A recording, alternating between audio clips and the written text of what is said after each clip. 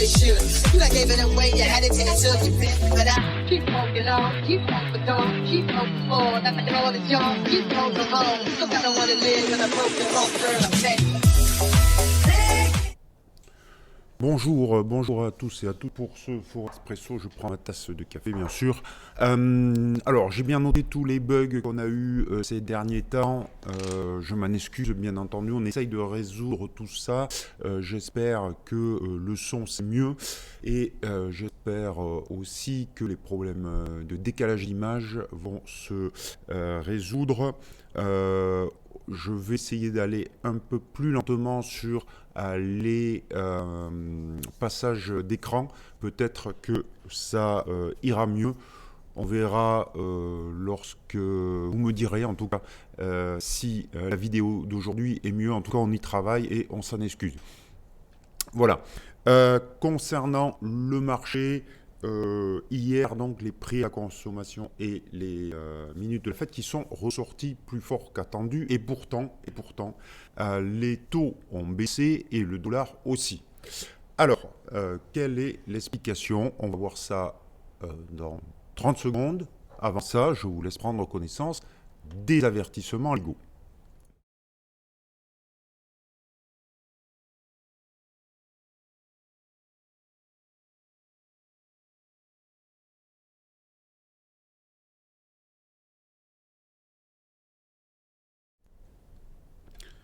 Voilà. Donc, je disais donc hausse des prix à la consommation aux États-Unis plus forte qu'attendue, les minutes de la Fed plutôt au quiche, et pourtant le dollar n'a pas continué sa progression, et ensuite les taux d'intérêt cette fois n'ont pas poursuivi leur hausse non plus. La raison principale, c'est que cette hausse des prix, en fait, quand on rentre dans les détails, elle vient de problèmes d'approvisionnement et pas d'une explosion de la demande. Ce qui va dans le sens du scénario de la Banque centrale américaine, la Fed, qui dit depuis de nombreux mois que cette hausse de l'inflation est provisoire. Donc effectivement, si ce scénario est le bon, certains membres de la Fed ne sont pas tout à fait d'accord avec la majorité, notamment Bostich qui a parlé avant-hier, mais si ce scénario est le bon, ça voudrait dire que la hausse des taux d'intérêt va être transitoire et qu'il n'y aura pas de hausse des taux à court terme, puisque quand on parle de hausse des taux, ces derniers temps, on parle des taux longs, les taux à 10 ans, mais en dessous de 5 ans, en dessous de 2 ans, pour l'instant, il y a un frémissement, mais il n'y a pas vraiment une hausse. Or, les marchés d'échange sont très sensibles aux taux, beaucoup plus aux taux courts qu'aux taux longs. Donc voilà une explication. Ça, c'est l'explication fondamentale. L'autre explication, c'est une explication technique. Vous voyez à l'écran l'indice dollar et j'ai souligné depuis de plusieurs jours que 94,50 était une barrière, un obstacle, une résistance hebdomadaire qui était assez forte. Et effectivement, hier, et avant-hier, on a essayé de le dépasser et on n'a pas réussi.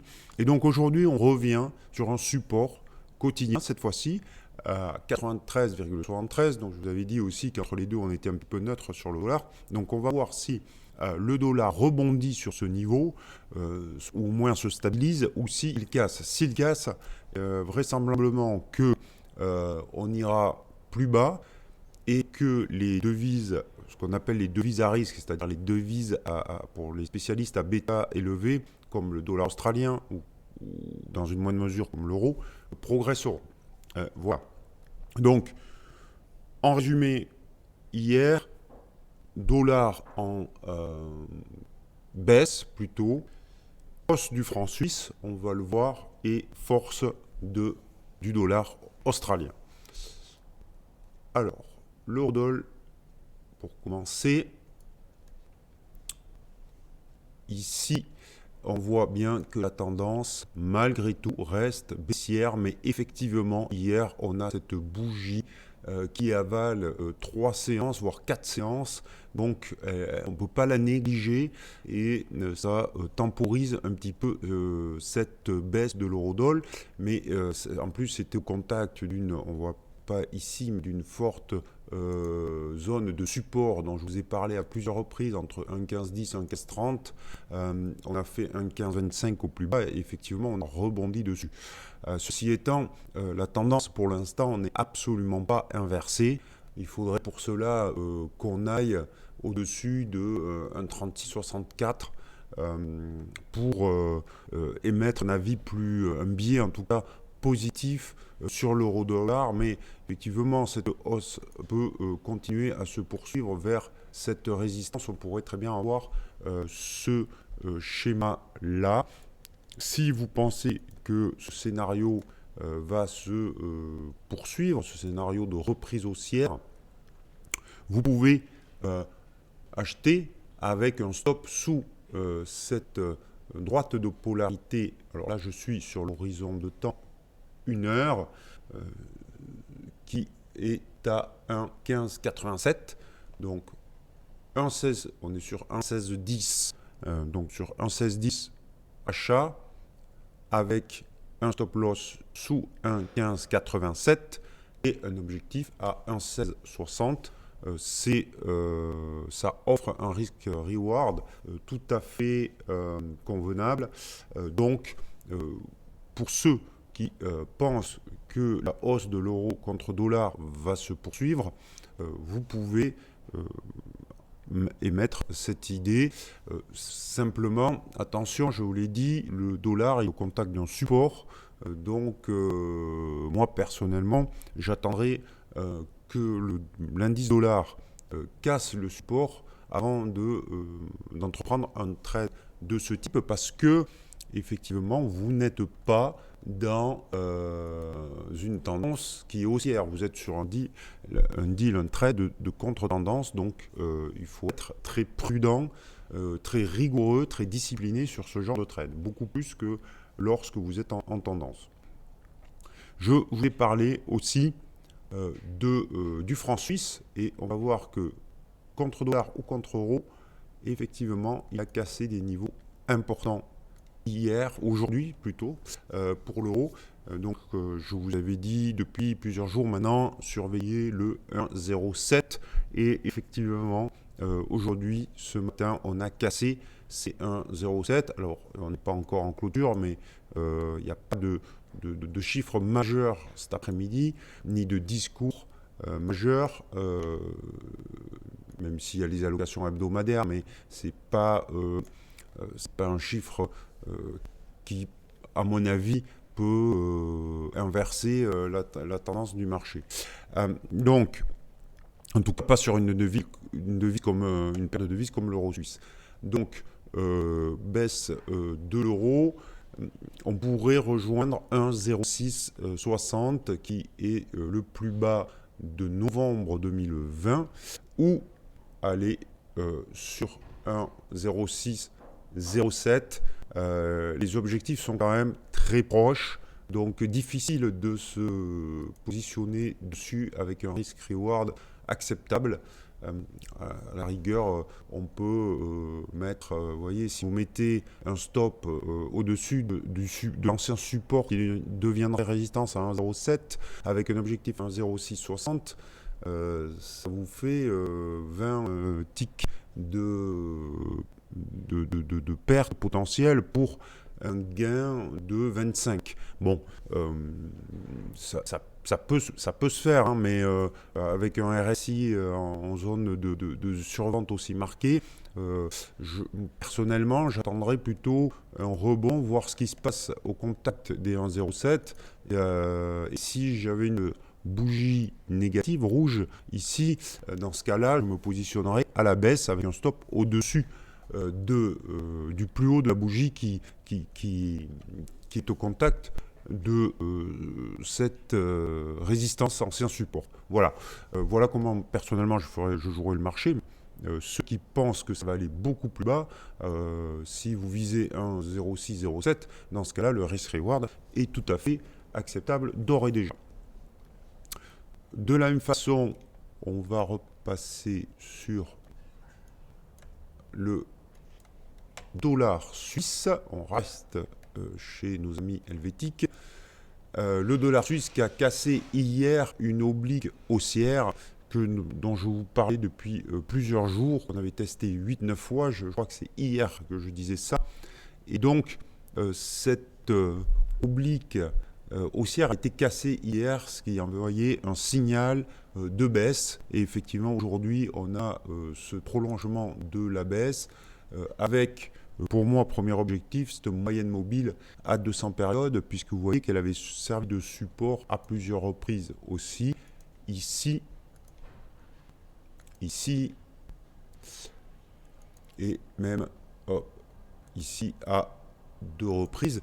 Donc cette moyenne mobile à 200 périodes peut être vue comme le premier objectif de la cassure de cette oblique haussière, ou alors l'objectif que vous pouvez aussi déterminer, c'est la réplique de la hauteur du dernier sommet avec l'oblique qui nous donnerait un cours pas très loin de 0,91, ce qui correspond à une droite de support.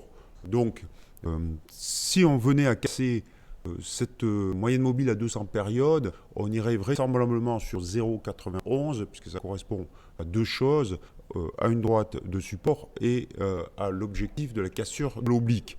Ces deux objectifs sont suffisants pour dire que certainement il y aura des acheteurs sur ces niveaux. Si on passe en 1 heure, alors c'est toujours pareil, hein, c'est quel va être le risque et reward maintenant que ce mouvement est fait. Alors vous voyez encore, comme sur l'euro suisse d'ailleurs, que on est largement en territoire survendu. Encore une fois, c'est pas un signal pour acheter, mais c'est un signal pour mettre un signal d'alerte, de prudence pour les gens qui veulent se mettre dans la tendance. Ça veut dire qu'on peut très bien avoir un rebond à partir de maintenant. Donc tout comme l'euro suisse, la stratégie pour moi sera la même. On aurait plutôt, j'attendrai plutôt de voir un rebond vers l'oblique haussière et voir comment ça se passe à son contact pour me positionner short. Ça m'offrirait un risque-reward beaucoup plus acceptable. Donc un peu tard là-dessus. On va aller voir l'AUD, parce que je vous en parle depuis plusieurs jours maintenant. L'AUD qui, le dollar australien donc, qui émet des signaux de force depuis maintenant plusieurs jours. Et effectivement, ça se transforme. Alors contre euro, on va aller voir, c'était beaucoup plus... Voilà. Contre euro, c'était beaucoup plus net, hein, puisque je vous ai parlé de cette fameuse tête-épaule qui se déroule parfaitement avec la cassure ici de la ligne de coup et le premier objectif qui donne 1,5606. Il est vraisemblable là aussi que quand on va arriver sur cette zone, alors peut-être on ira sur un 56,1 parce que quand on a fait autant de chemin, on n'est plus à 10 ticks près. Hein, donc regardez maintenant quelle va être la prochaine bougie qui va s'approcher de ce niveau. Si vous avez un doji, il faut sortir parce que avec un RSI aussi survendu, il est fort possible qu'on ait un scénario de ce type, un rebond vers l'oblique baissière. Alors c'est pas dit qu'on aille à son contact, mais en tout cas un rebond vers l'oblique baissière avant de repartir et d'aller toucher l'objectif final sur 1,5420. Voilà, mais en tout cas, ceux qui ont suivi cette idée, elle est maintenant largement gagnante. Et ce matin, on est venu sur le dollar, l'AUSSI, le dollar australien contre le dollar américain, excusez-moi, casser, valider cette reprise haussière en cassant cette oblique qui était descendante. Donc l'objectif ici, il est assez simple, il est sur ce niveau, le dernier sommet, 0,7478, qui qui est pas très loin d'un chiffre rond, d'un chiffre psychologique, et 0,75, et qui va être pas très loin de la moyenne mobile de 200 périodes, puisqu'elle est baissière et qu'elle se rapprocher de ce niveau. Donc cette zone est l'objectif, à mon avis, de l'OSI dollar, de l'OSI. Là, on est un petit peu sur la même problématique avec le franc suisse. Où est-ce qu'on peut rentrer? Il va falloir être patient et attendre une petite correction, une petite respiration, une petite consolidation avant de se repositionner à la baisse, à la hausse, pardon, à très court terme. On va aller voir les dernières devises qui ont un petit peu fait l'actualité ou qui ont montré des signes de velléité ces derniers temps, notamment le dollar yen. Le dollar yen qui, donc alors là, l'objectif il est beaucoup plus haut, c'est 104,75. Il continue sa hausse, il poursuit sa progression. Là encore, attention, sur achat marqué.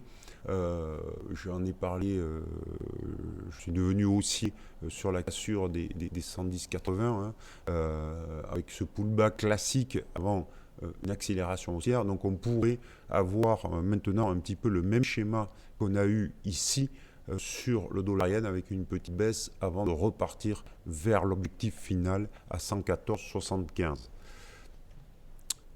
Donc en une heure, très court terme, vous voyez cette consolidation ici qui a déjà commencé, qui a déjà débuté.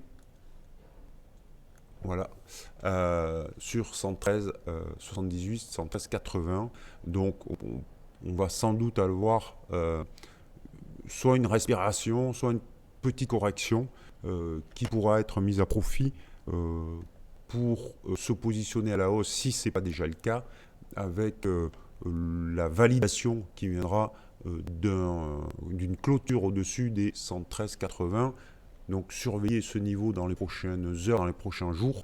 Ça sera un bon point d'entrée, très certainement. Et enfin, on va aller voir l'euro-yen, puisqu'on est toujours sur les devises en yen. L'euro-yen, je vous ai dit hier qu'il avait cassé un niveau important, franchi un niveau important à 130,75. Il poursuit sa hausse et on pourrait revenir sur 132,50. C'est mon objectif pour les prochains jours à court terme. En une heure, comme sur le dollar yen, on risque d'avoir une respiration, une consolidation à très court terme sur cette paire de devises, mais la tendance haussière n'est absolument pas remise en cause. Et on va en fait finir par le dollar Canada, parce qu'il y avait un niveau important là aussi qui a été cassé hier à 1,2422 et qui offre une possibilité d'aller beaucoup plus bas vers 1,2272. Là encore, vous pouvez vous positionner plutôt à la baisse, donc tant qu'on reste en dessous de 1,2422, et c'est simple pour mettre le stop loss au-dessus donc de cet ancien support qui deviendrait résistance.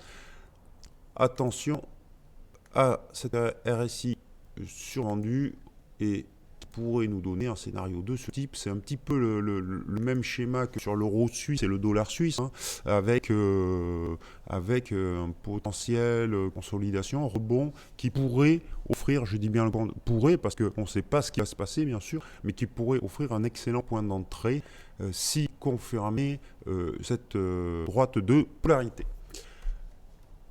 Voilà ce qu'on pouvait dire aujourd'hui sur le marché du Forex. Donc plein de niveaux qui ont été cassés, franchis. Attention, ça vient un petit peu en contre-tendance, notamment sur devises par rapport au dollar, des tendances qui étaient en cours jusque-là, donc méfiance, mettez bien vos stop-loss, soyez rigoureux, mais vous voyez que beaucoup de points, de niveaux importants ont été cassés. Donc, des opportunités à surveiller pour nous, tant mieux. C'est ce que recherche tout trader. Et donc, je vous souhaite d'excellents trades et surveillez bien tout ce que je vous ai dit aujourd'hui. J'espère que cette vidéo va enfin fonctionner correctement. Surtout, continuez à faire des commentaires parce que c'est comme ça qu'on peut corriger la technique. Si vous avez des questions sur le marché, n'hésitez pas. Il y en a que certains qui me contactent par Twitter, c'est très bien. Ou alors vous le faites directement sur DailyFX. J'y répondrai volontiers, avec plaisir. Pour ceux qui vont à la nuit du trading le 20 octobre, IG, la nuit du trading IG, on sera présent et ça sera, je serai ravi de vous rencontrer. On aura un stand DailyFX, donc n'hésitez pas à venir nous voir. C'est bien aussi de mettre des visages sur les gens qui regardent nos vidéos. Voilà, je vous souhaite de très bons trades, une très bonne après-midi. N'oubliez pas vos stop loss. Bon café. À demain.